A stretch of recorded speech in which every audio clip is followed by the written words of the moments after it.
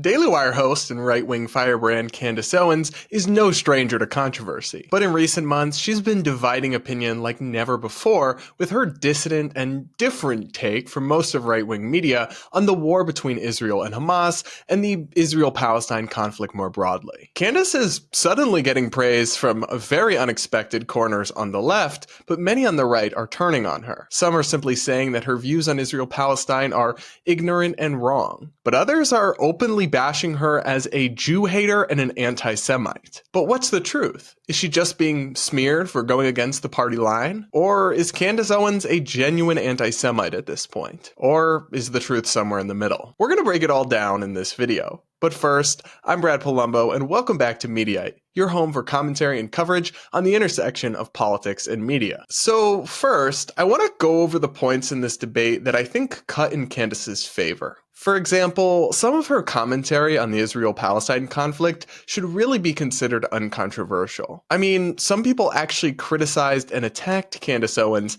after she condemned the Florida Congressman Brian Mast for saying this. As a whole, I would encourage the other side to not so lightly throw around the idea of innocent Palestinian civilians, as is frequently said.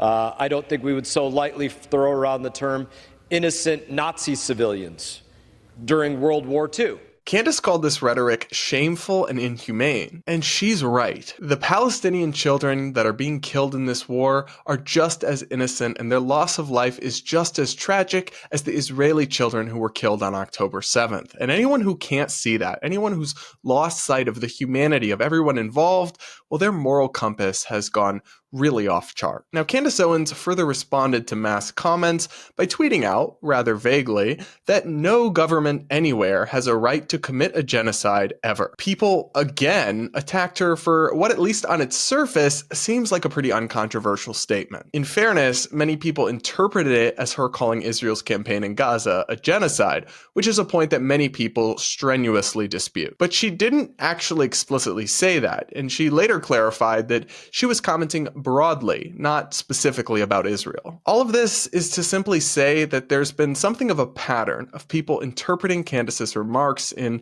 some of the most negative ways imaginable and in bad faith. Although, in fairness to her critics, they might have been primed to interpret her comments in a negative light because of Candace's history about making comments and remarks about the Jewish community that might have colored the way they interpreted her comments. We're going to get into all of that later, but still, it's worth pointing out that many times people are reading her words and her comments in really bad faith. For example, critics have routinely and regularly misrepresented Candace Owens' actual position on the Israel-Palestine conflict and on this war. In a since-retracted article by the conservative rabbi Michael Barkley, the conservative website PJ Media declared Candace a Jew-hating bigot and said that she refused to condemn Hamas. While that first part is a matter of opinion, I guess, the second part is simply factually false. Whether one likes Candace or hates her, agrees with her on this issue or totally disagrees, it's simply a fact that she has condemned Hamas on multiple occasions. I have seen every single person, including myself, condemn what happened on October 7th. Because who wouldn't condemn terrorism? It's obvious.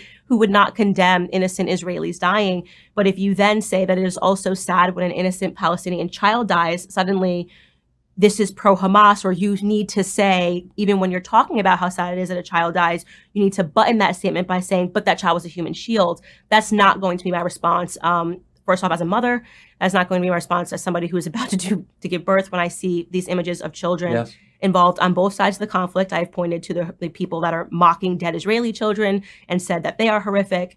I am even keel on this matter, and yet people think that you need to be extreme. That same article parroted another criticism that you constantly see made about Candace, where people claim that she said Hitler was, quote, okay. It's a reference to some controversial comments Candace made a few years back when she was discussing nationalism and, yes, Hitler. It's also a complete distortion of what she actually said. Yeah, I agree. I actually don't have any problems at all with the word nationalism. I think that it gets, the definition gets poisoned by elitists that actually want globalism. Globalism is what I don't want. So when you think about, whenever we say nationalism, the first thing people think about, at least in America, is Hitler. he was a National Socialist, but if Hitler just wanted to make Germany great and have things run well, okay, fine. The problem is that he had dreams outside of Germany. He wanted to globalize. He wanted everybody to be German, everybody to be speaking German, everybody to look a different way. That's not nationalism. Now, I think what she actually said is pretty dumb, to be honest. Yet to say that she said Hitler was okay isn't true. It's a distortion. They can twist her words, but anyone who listens to the full clip can hear that what she's saying is that if Hitler had stuck to her preferred vision of nationalism, he would have been okay. Look, argue with that, mock it, do whatever you want. But to claim that she said Hitler was okay and not provide any context is simply unfair. There have also been many attacks on Candace for supposedly platforming people with anti-Israel views, like Norm Finkelstein, an anti-Israel academic and scholar who she hosted on her show. Some pro-Israel conservatives and Jewish people claim that Finkelstein, who is Jewish, is also anti-Semitic. But this criticism of Candace, it also misses the mark because she's also repeatedly platformed people with hardcore pro-Israel points of view. I mean, she even invited the rabbi who wrote that retracted hit piece on her onto her show for an hour-long discussion where he got to vent all his criticisms of her to her own audience. I honestly give her credit for that. And many of the same right-wing media figures who are criticizing Candace Owens have complained for years how the mainstream media doesn't give equal time to both sides of an issue. And they're often making a fair complaint. I often agree with them. But now, what Candace is doing is giving both sides of a complex issue actual airtime, platforming people from both sides, and they're attacking her for it. Still, many of the criticisms of Candace Owens and her commentary on these issues, and some of the allegations of anti-Semitism actually do have some merit. I mean, some of the missteps that she's made just seem to be rooted in ignorance, like when she incorrectly claimed that the Muslim quarter in Jerusalem was where the Muslims had to live by legal restriction, when in fact, it's just a part of the city that many choose to live in. So when I'm walking through Jerusalem and you see, and they say these are the Muslim quarters, this is where the Muslims are allowed to live, that doesn't feel like a bastion of freedom to me. So I guess. Oh, I don't think it's where they're allowed to live in Jerusalem. I think it's that there's an Armenian quarter. It's not saying the Armenians can only live here.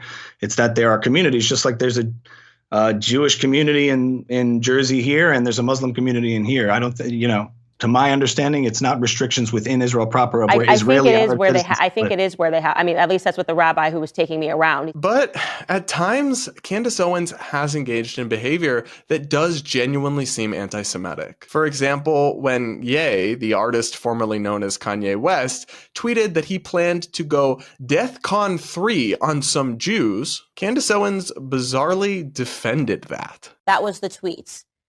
And people subsequently demanded that the tweet be taken down for anti-Semitism. Now, if you are an honest person, you did not think this tweet was anti-Semitic. You did not think that he wrote this tweet because he hates or wants to genocide Jewish people. This does not represent the beginning of the Holocaust. That's if you're an honest person, you'll admit that. You will admit that. Of course, Ye went on to say that he loves Hitler, so that take didn't age very well. That's right. You're not Hitler. You're not a Nazi. You don't deserve to be called that and demonized.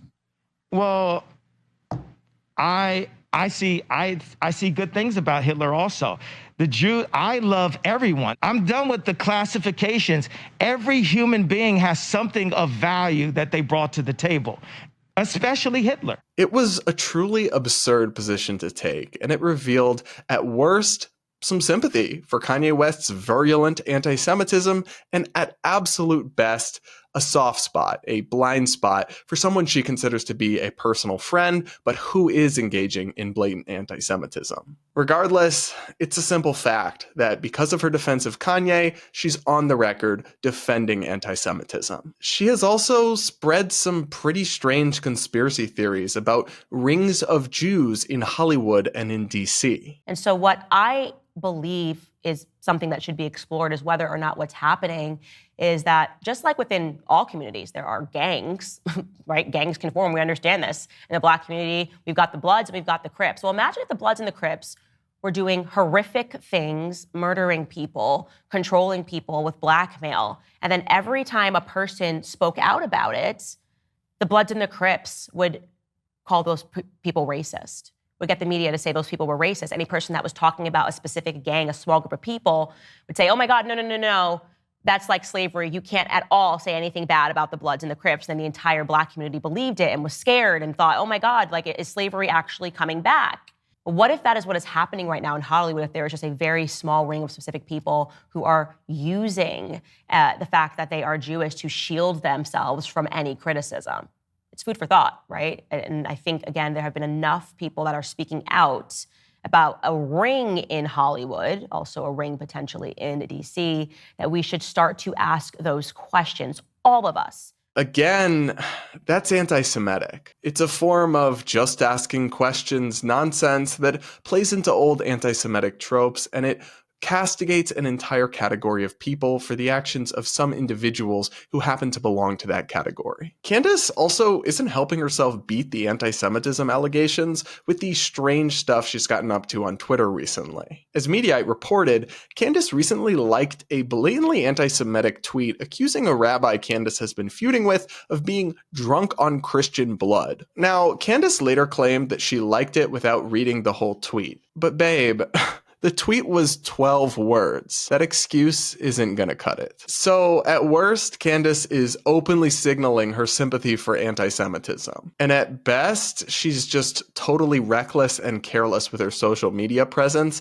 and playing into her critics' hands. Either way, it's not great. Ultimately, it's impossible for us to say what's in Candace Owens' heart. And I honestly do believe that she wants peace for both the Palestinian people and the Israeli people. I do appreciate some of the substantive conversations she's had on this issue, and I do think that some of the criticisms against her are unfair. But at the end of the day, Candace's penchant for conspiracy theorizing and her moral and journalistic sloppiness have led her to defend and embrace anti-Semitism, and that's simply never okay. Alright guys, that's it for this video. Thanks for joining me and thanks for tuning in, and if you're still here, you must have found something interesting or insightful, so please do consider subscribing and sticking around, and maybe even turning on those bell notifications. Don't forget to hit that like button and comment with your thoughts below, and with that, I'll see you all in the next video.